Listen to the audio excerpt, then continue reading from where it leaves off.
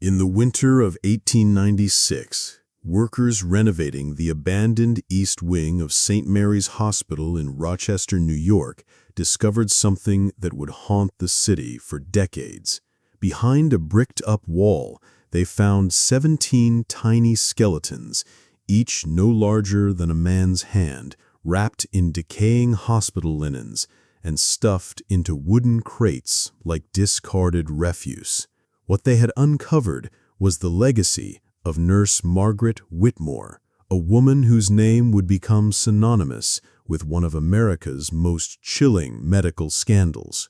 For nearly a decade, she had systematically condemned dozens of newborn infants to death in the hospital's secret maternity ward, all while maintaining the facade of a devoted caregiver. This is the story of how one woman's twisted sense of duty turned a place of healing into a chamber of horrors, and how the medical establishment of the 1890s allowed it to happen. In 1887, St. Mary's Hospital stood as Rochester's premier medical institution, a towering brick monument to modern medicine on the city's prosperous East Side. The hospital's reputation drew patients from across Western New York, particularly unwed mothers seeking discretion during their most vulnerable moments. It was here, in the shadows of Victorian society's moral judgments, that Margaret Whitmore found her calling. At 34, Whitmore was already considered an old maid by the standards of her time. Tall and severe, with steel-gray eyes and prematurely graying hair pulled back in a tight bun, she possessed the kind of authoritative presence that both commanded respect and instilled fear. Her colleagues described her as intensely religious, often seen reading scripture during her breaks and muttering prayers as she walked the hospital corridors. Dr. Henry Morrison, the hospital's chief of staff, had hired Whitmore in the spring of 1887 after her previous employer, the Rochester City Asylum, provided glowing references. What Morrison didn't know was that Whitmore had left the asylum under suspicious circumstances following a series of unexplained patient deaths. The asylum's administration, eager to avoid scandal, had simply transferred her problems elsewhere. Whitmore was assigned to the maternity ward, a collection of rooms tucked away in the building's east wing. The location was deliberate, far from the main hospital traffic, where the cries of laboring women and newborn infants wouldn't disturb other patients. It was the perfect place for someone who preferred to work in shadows. From the beginning, Whitmore demonstrated an unusual interpretation of her duties. She divided the expectant mothers into two distinct categories, the worthy and the unworthy. Married women from respectable families received her full attention and care, but unmarried mothers, prostitutes, and immigrants found themselves subjected to a very different kind of treatment. Sarah Kellerman, one of the few survivors of Whitmore's care, would later testify about her experience in the winter of 1889.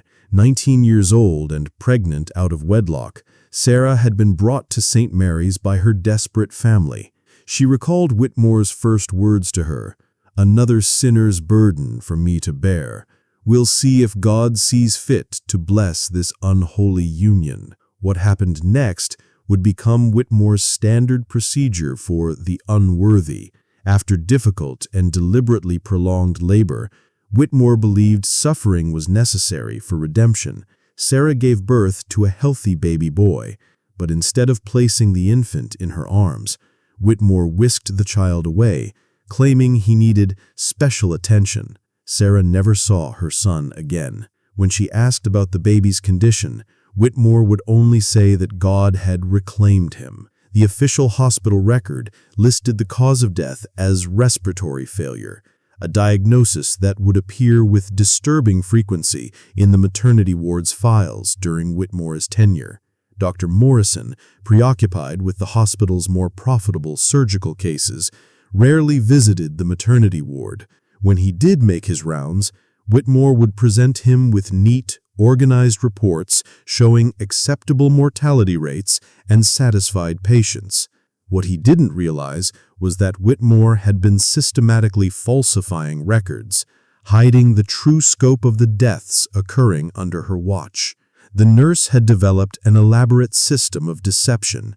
When babies born to unworthy mothers showed signs of distress, or sometimes when they were perfectly healthy, she would remove them to a small, windowless room at the end of the ward's corridor. This room, which she called the waiting chamber, became a place where infants were left to die from neglect, starvation, or exposure.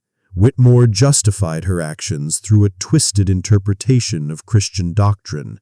In her journal, discovered years later, she wrote, "The innocent shall not suffer for the sins of their mothers.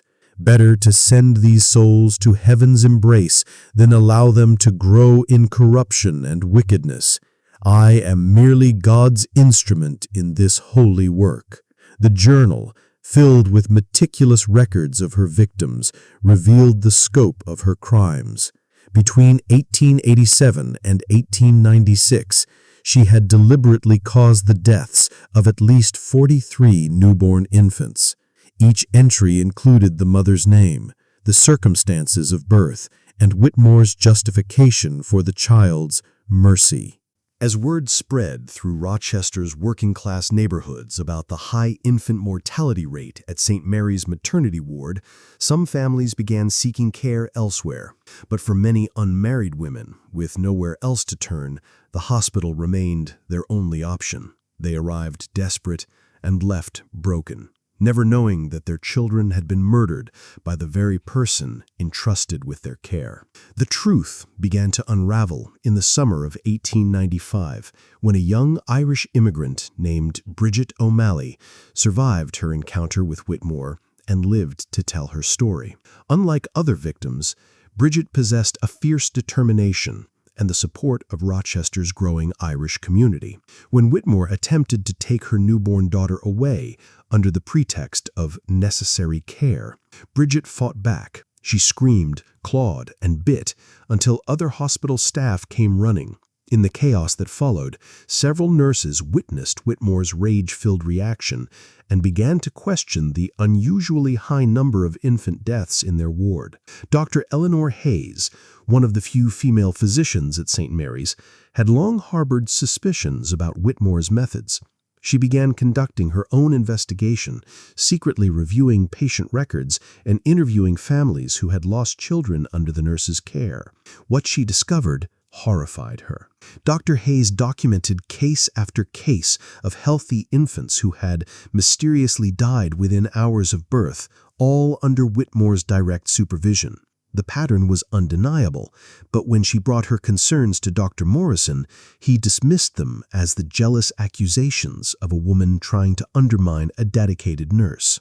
Frustrated by the hospital administration's refusal to act, Dr. Hayes took her evidence to the Rochester Police Department. Detective Thomas Brennan, a veteran investigator with his own experience of losing a child, was deeply moved by the testimony of grieving mothers.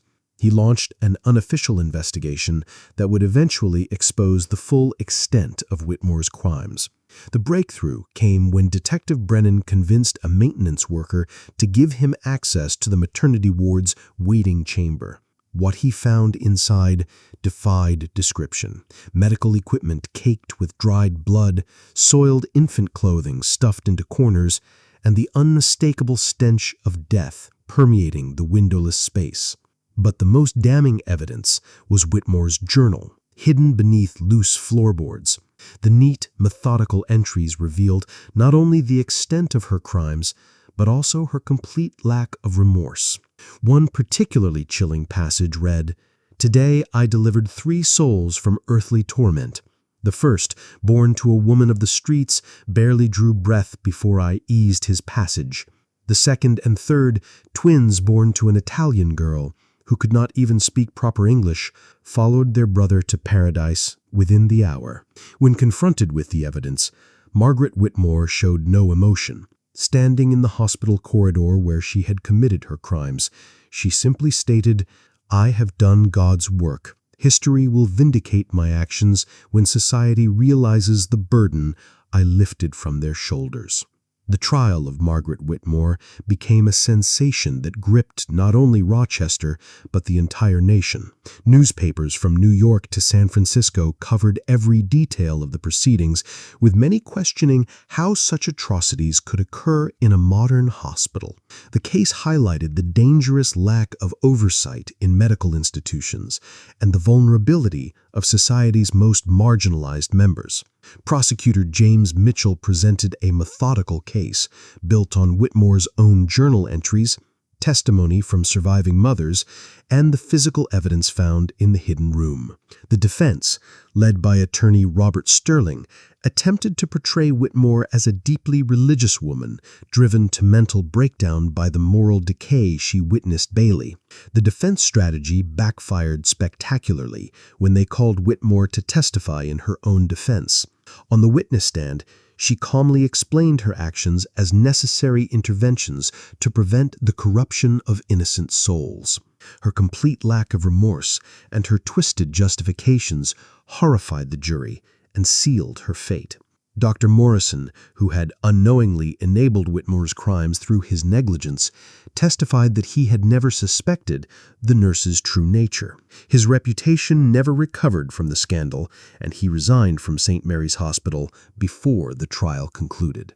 The jury deliberated for less than 2 hours before returning a verdict of guilty on 43 counts of murder. When the judge pronounced the death sentence, Whitmore's only response was to quote scripture, "Suffer the little children to come unto me, for of such is the kingdom of heaven."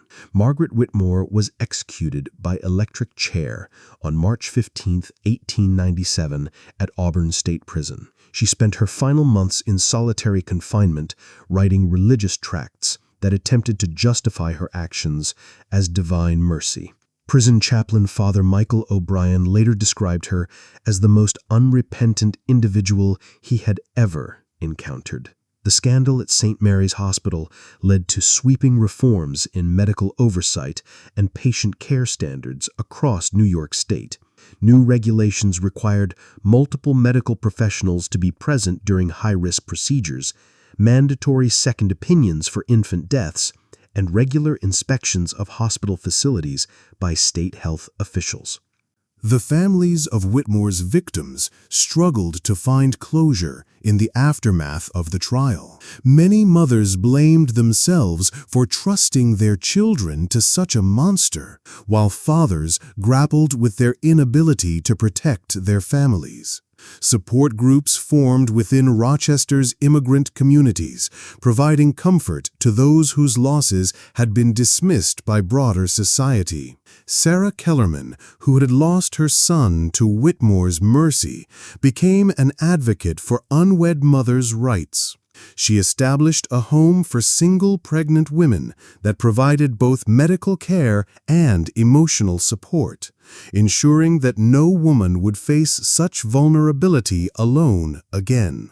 The physical evidence of Whitmore's crimes, the 17 tiny skeletons found in the hospital wall, were given proper burials in Rochester's Mount Hope Cemetery. A small monument marks their resting place, bearing the simple inscription, "In memory of the innocents whose voices were silenced." Before we continue, I'm curious, what state are you watching from? Have you ever heard stories about medical scandals in your area's history? Let me know in the comments below, and don't forget to subscribe for more dark chapters from America's hidden past.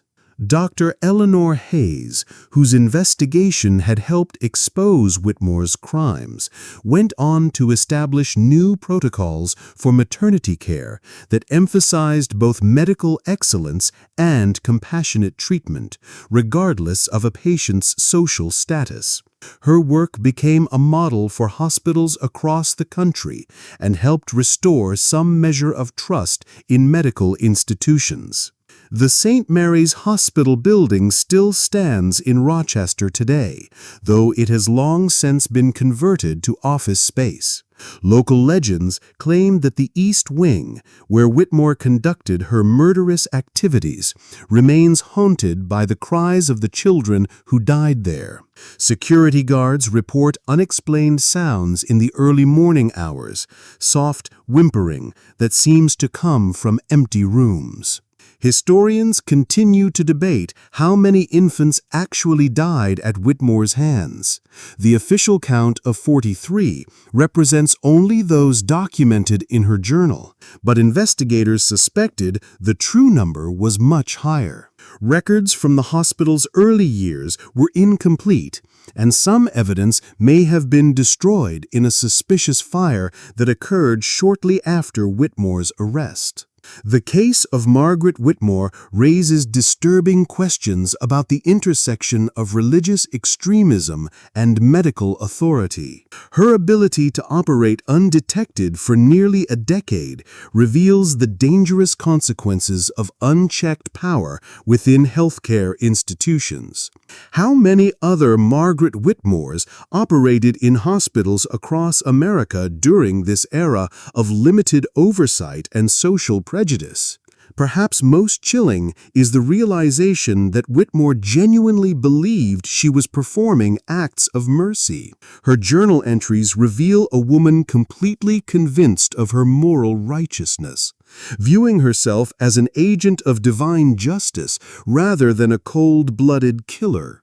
This self-delusion allowed her to continue her crimes without the psychological burden that might have stopped a less fanatical individual.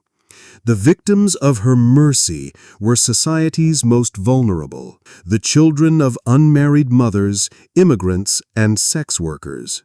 Their deaths went unmourned by the broader community, their absence unremarked upon by those in positions of authority. It was only through the determination of individuals like Dr. Hayes and Detective Brennan that justice was eventually served. The story of Margaret Whitmore serves as a stark reminder of how easily institutional authority can be corrupted when coupled with moral extremism and social prejudice. In an era when unwed motherhood was seen as moral failure and immigrant communities were viewed with suspicion, Whitmore found fertile ground for her twisted interpretation of mercy. Modern medical ethics and oversight systems were born partly from scandals like this one. The principle of first do no harm took on new meaning as the medical profession grappled with the realization that its practitioners were capable of such systematic evil. Today's safeguards, multiple staff members present during procedures, detailed record-keeping, and regular inspections exist partly because of the 43 infants who died in that windowless room in Rochester. Yet even now, more than a century later, questions remain. How many other Margaret Whitmores operated in the shadows of Victorian America's medical institutions? How many voices were silenced before they could cry out for help? And perhaps most disturbingly, what drove a woman to believe that murder was an act of mercy? The legacy of Margaret Whitmore endures not in the monument to her victims or the reforms that followed her crimes, but in the uncomfortable truth her story reveals about human nature itself. Given the right combination of authority, ideology, and opportunity, how thin is the line between healing and harm? How easily can mercy become murder when filtered through the lens of moral superiority? These are questions that echo through the corridors of history, as relevant today as they were in that long-ago winter when 17 tiny skeletons were discovered behind a hospital wall. The children Margaret Whitmore claimed to save through death deserve the chance to live, to grow, to make their own choices about good and evil. Their silence is perhaps the most haunting aspect of this dark chapter in American medical history. The absence of voices we will never hear, the laughter that was never allowed to ring through hospital halls, the lives that were extinguished before they could truly begin. In the end, Margaret Whitmore's story is not just about one woman's descent into murderous delusion. It is about a society that allowed its most vulnerable members to disappear without question, about medical institutions that prioritized reputation over patient safety, and about the dangerous power of those who believe their moral vision justifies any action. What do you think drove Margaret Whitmore to commit such heinous acts? Was it religious fanaticism, mental illness, or something darker still? Share your theories in the comments, and let's continue this conversation about one of America's most disturbing medical mysteries. As we close this chapter, remember that the price of compassion is eternal vigilance. The moment we stop questioning authority, stop advocating for the vulnerable, stop listening to the voices that cry out from the shadows, we risk allowing history's darkest lessons to repeat themselves. The 17 children found in St. Mary's Hospital wall serve as eternal witnesses to that truth, silent reminders that mercy without justice is no mercy at all.